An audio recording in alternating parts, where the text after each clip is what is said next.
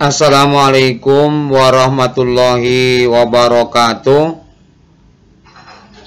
Selamat pagi anak-anakku sekalian kelas 7. Alhamdulillah pagi ini kita berjumpa kembali dalam pembelajaran jarak jauh.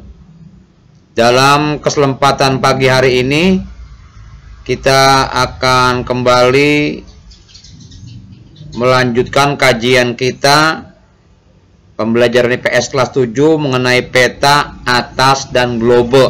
Di peta, atlas, dan globe ini memperdalam materi kita yang sebelumnya, yang sudah kamu perhatikan, kamu ikuti lewat classroom. Ini kita lanjutkan, kita perdalam mengenai pembelajaran peta, atlas, dan globe. Apa itu peta, unsur-unsur dan sebagainya, kamu perhatikan penjelasan berikut. Peta, atlas, dan globe.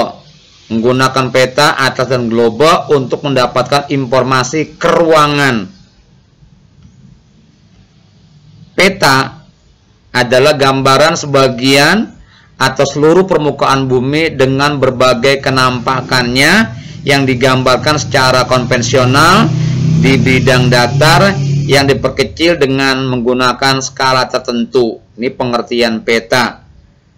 Ringkasnya, peta adalah gambaran mengenai permukaan bumi pada bidang datar dengan skala tertentu. Ini contoh peta. Apakah kamu tahu ilmu yang mempelajari tentang peta atau pembuatan peta? Ilmu yang mempelajari pembuatan peta disebut kartografi. Jadi kartografi itu ilmu yang mempelajari pembuatan peta. Unsur-unsur peta. Yang pertama judul peta, kedua legenda atau keterangan, skala, inset, sumber dan tahun pembuatan peta, dan warna. Itu adalah unsur-unsur peta. Kita lanjut, syarat yang wajib ada pada peta. Pertama judul peta, yang kedua skala peta, yang ketiga lambang peta, ada jalan, sungai, ibu kota, pelabuhan, batas wilayah, dan lain-lain. Garis pinggir peta, petunjuk arah mata angin, ada utara, selatan, timur, barat, dan lain-lain. Biasanya pada peta itu selalu ada anak panah mengarah ke utara. Itu mengenai syarat yang ada wajib pada peta. Bentuk-bentuk peta. Bentuk peta itu ada 3. Yang pertama namanya peta planimetri. Yang disebut juga peta dasar atau peta 2 dimensi. Yang kedua peta stereometri. Peta stereometri ini sering disebut juga peta timbul, peta 3 dimensi. Peta stereometri dibuat berdasarkan bentuk muka bumi yang sesungguhnya. Jadi dia bentuknya itu timbul. Yang ketiga peta digital. Peta digital merupakan peta hasil pengolahan data digital yang tersimpan dalam komputer. Peta ini dapat disimpan dalam disket, CD, atau flash disk. Contohnya adalah citra satelit dan foto udara. Ini bentuk-bentuk peta.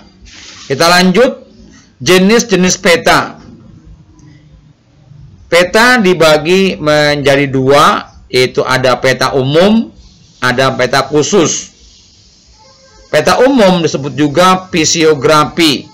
Peta yang menggambarkan berbagai kenampakan yang bersifat umum, meliputi bentang alam, ada gunung, sungai, laut, dan bentang sosial budaya, pertanian, perkotaan, dan jalan lingkungan, industri, dan lain-lain. Peta umum itu dibagi 3. Yang pertama, topografi, memuat unsur alami dan budaya buatan manusia. Yang kedua, peta chorografi, berskala sedang dan memuat kenampakan bersifat umum dan global meliputi wilayah yang luas, biasanya untuk keperluan militer. Yang ketiga, peta dunia, memuat benua dan negara-negara di dunia. Itu pembagian peta umum. Peta khusus atau tematik, ini yang kedua pembagian peta, merupakan peta yang menggambarkan kenampakan menurut jumlah dan bobotnya, menyajikan data statistik yang dinyatakan dengan garis isometrik, yaitu garis yang menghubungkan titik-titik yang bernilai sama. Misalnya peta curah hujan, hasil tambang, batu bara, peta penduduk, dan lain-lainnya. Pokoknya yang khusus-khusus. Ini adalah pembagian atau jenis-jenis peta.